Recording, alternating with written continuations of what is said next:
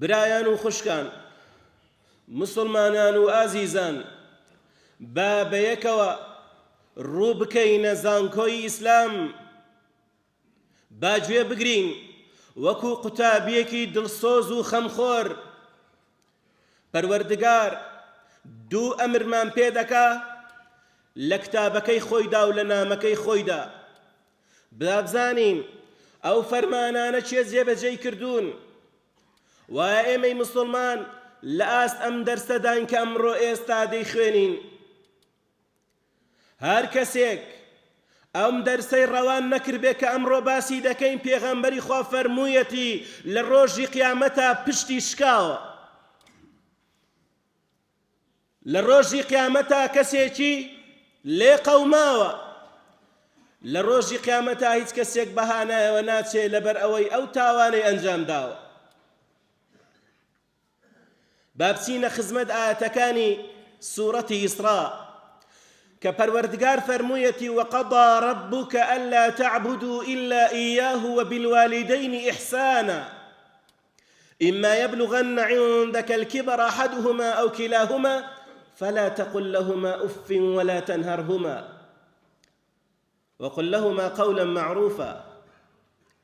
واخفض لهما جناح الذل من الرحمة وقل رب ارحمهما كما ربياني صغيرا رب العالمين قراري دەرکردووە بڕیاری دەرکردووە دەفەرمێت من بڕیارم داوە من قەزاوەتم کردووە وقضى ربك ألا تعبدوا إلا إياه کە هیچ کەس نابێ بپەرستن جگە لە ئەڵڵاه جگە لە رب العالمین نابێ هیچ کەسێک بەخوای خۆت بزانی ئەدی پاشان وبالوالدين إحسانا لپاش خواپەرستی لە پاش ئەوەی سوزدە بۆ خوا دەبێ لەگەڵ دایک و باوکتدا چاکەکار بی سەربەرزی و ڕووسپی و ڕووسووری و گەورەی بۆ ئەو کەسانەی کە لە دنیادا چاکەکاری لەگەڵ دایک و باوکیان تۆمار دەکەن بەهەشت بەو کەسانەیە دایک و باوک کە خوا دەفەرمێ ئەگەر یەکیان پیر بوو یان هەردووچیان پیر بوون ئەوە تۆ لەو کاتەدا لە هەموو کات زیاتر دەبێت چاکەیان لەگەڵ بکەی دەستیان بگری قسەی خۆشیان بۆ بکەی هاوکاریان بکەی دەعمیان کەی ئەگەر وان نەکەی بەڕوویان ڕاست بیەوە قسەی توندیان پێ بڵێی حتا خوا لە قورئانە چ دەفەرمێ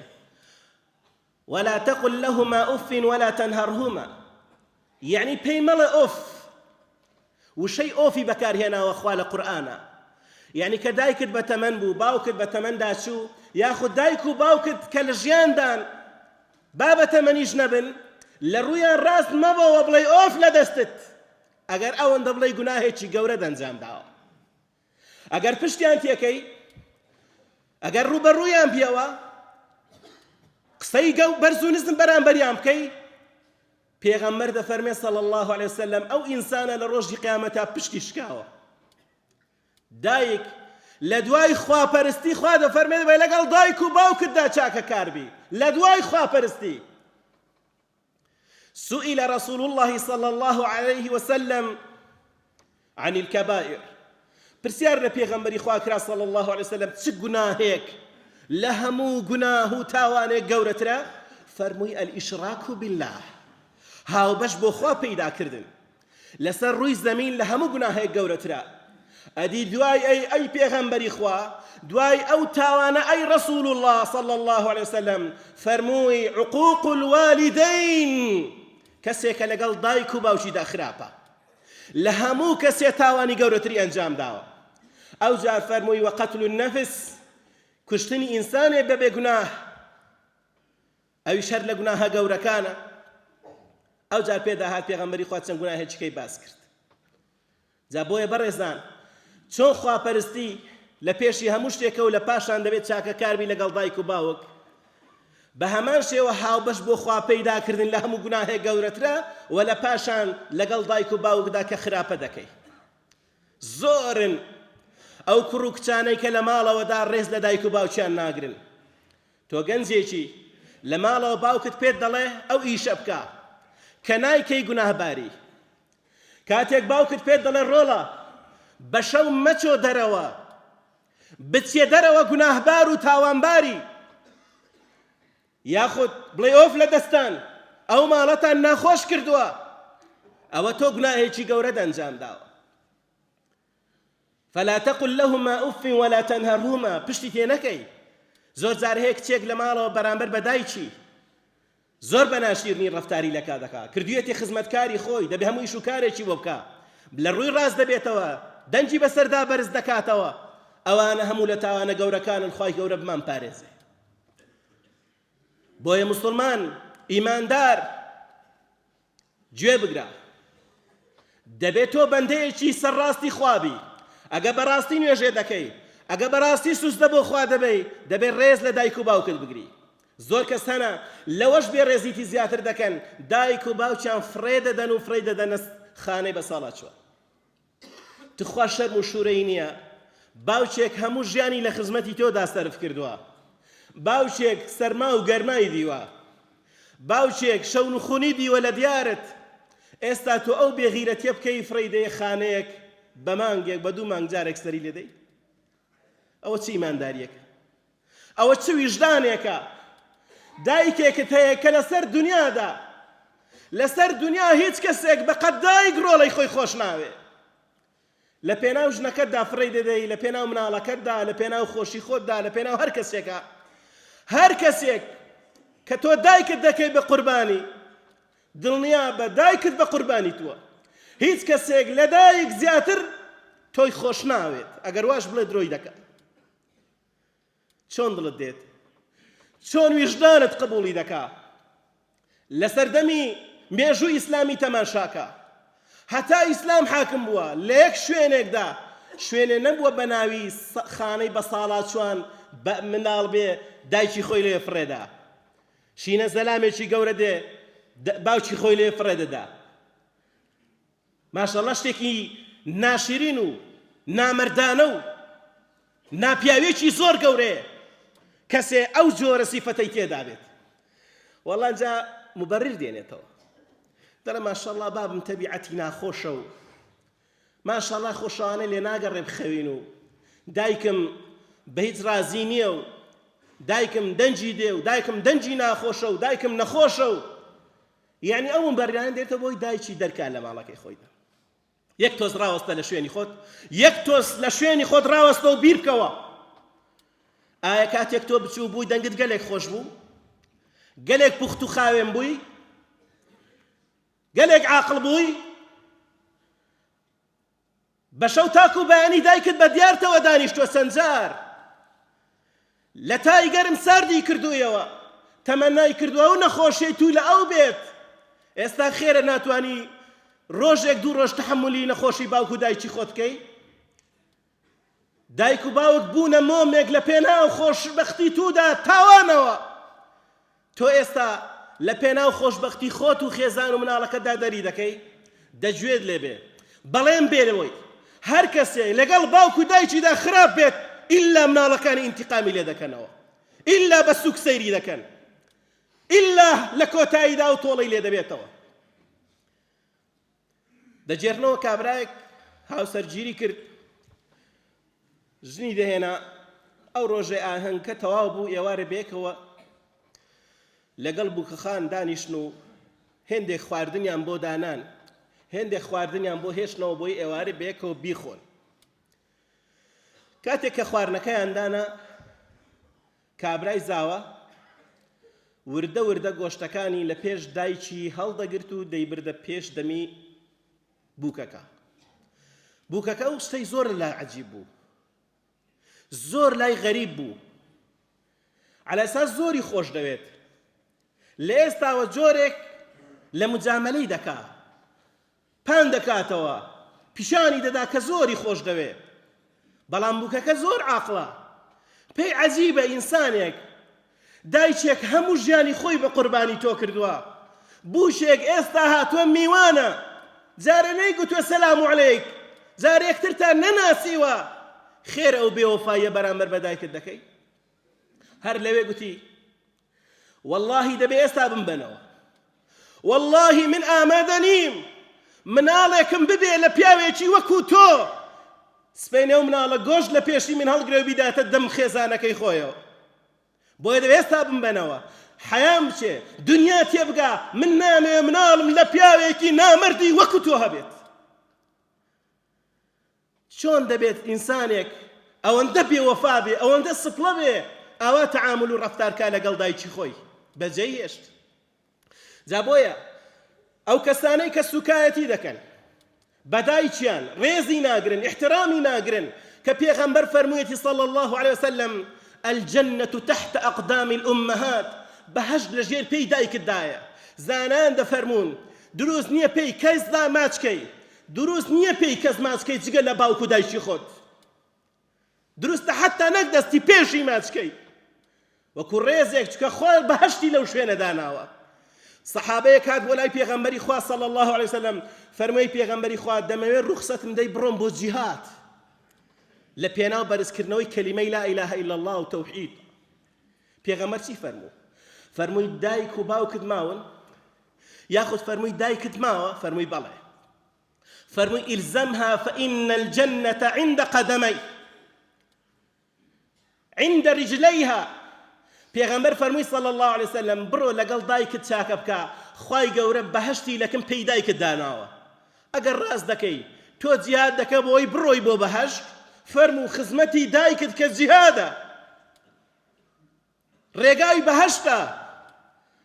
ئینسان بە خزمەتکردنی دایک و باوکی خۆی گەورە دەبێت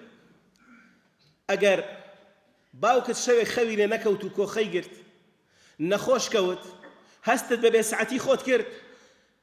ئەو شەوە خەوی لە چاوی زڕاندی بزانە تۆش دەیان شەو خەوت لە چاوی باوکت زڕاندووە ئەگەر ڕۆژێک دایکت قسەی بێسەروبەری کرد و نەخۆش کەوت و ڕێنەی کرد و یاخود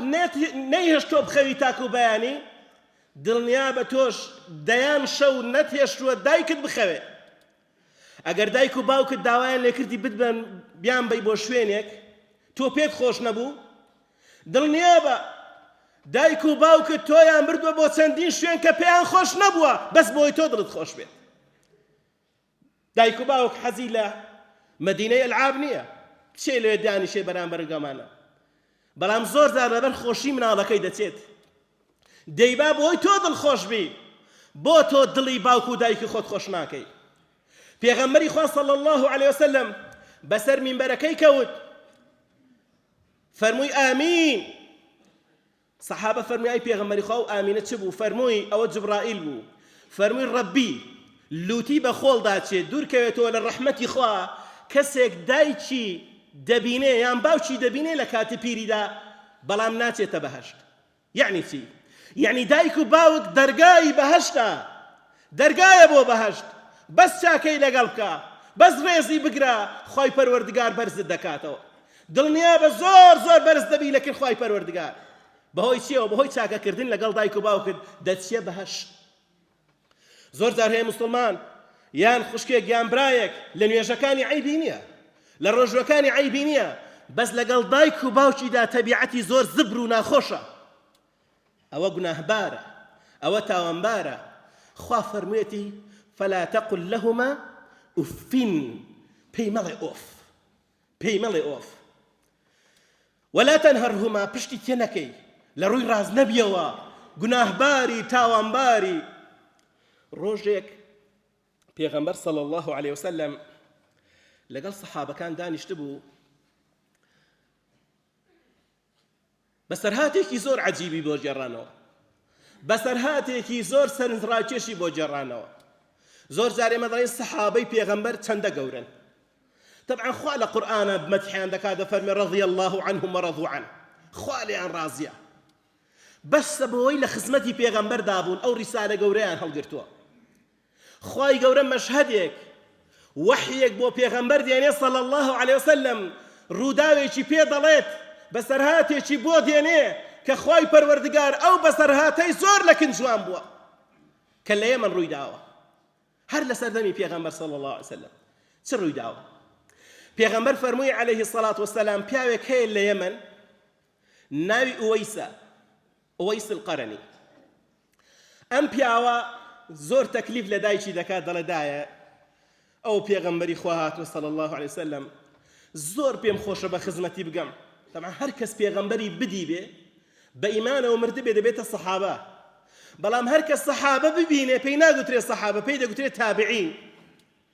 پێی خۆش بوو پێغەمبەر ببینێ شەرەفی سەحابە بوونی پێ ببڕێ یەک جار چاوی بە دیداری پێغەمبەر بکەوێ صلی الله عليه وسلم بەڵام دایکی دەیفەرموو دەمرم من بۆ خۆت دەزانی پیرم بێتاقەتم نابینام ئەیوە ئیسپەجێم بێڵی دەمرم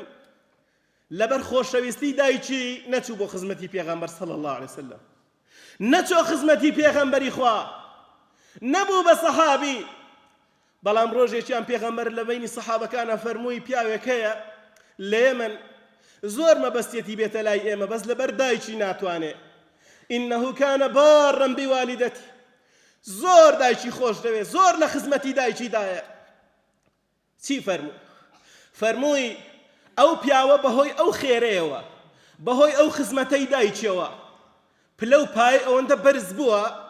لەو ئەقسەمە عەلە الله لەئەبەڕە ئەگەر برە وەڵڵاهی خوایە سوێن بێ پەروەردگارە دەبێ ئەو ئیشەم بۆ بکەی خوای گەورە سوێندی لێ ناخە ئەوا بەرز بووە ئەوا بەڕێز بووە فەرمووی ئەی سەحابەکان ئەی عومەر ئەگەر دیتت هات بۆ ئێرە ڕۆژێک لە ڕۆژان تۆمای پێی بڵێ دوعام بۆ بکە خوا لێم خۆش بێ ئەوەندە گەورەیە لەکن خوا بەهۆی خزمەتکردنی دایشەوە ئیمامی عومەر لە دوای وەفاتی پێغەمبەری صلی الله عليه وسلم هەر وەفدێک لە ئێمەنەوە دەهات دەیپرسی هیچ پیاوێکتان لەگەڵە ناوی وەیس بێت دەیانگوت نەخێر هەموو جارە پرسیاری دەکرد هەتا جارێکیان فەرموویان بەڵێ ئەوە تا ئەوەیس القەرەنیمان لەگەڵە فەرمووی تۆی ناوت وەیسە